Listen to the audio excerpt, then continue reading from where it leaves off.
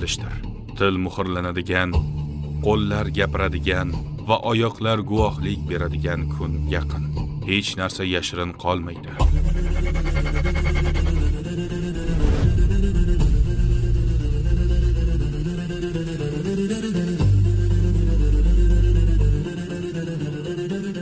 Barcha insonlar qiyomat kuni tiriladi va juda og'ir bir davr boshlanadi. O'sha kunda bizni nima kutmoqda? Buni 3-qismda bilib olasiz. Qiyomat kuni. 3-qismda ko'rishguncha.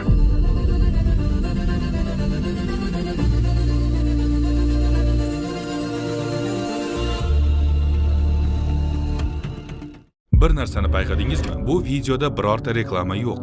Towards Eternity notijorat tashkilot bo'lgani uchun videolarni faqat yordamingiz bilan tayyorlaymiz. Savobli ishga hissa qo'shishni istasangiz Towards Eternity'ga ehson qilib ushbu oltin imkoniyatni qo'ldan boy bermang.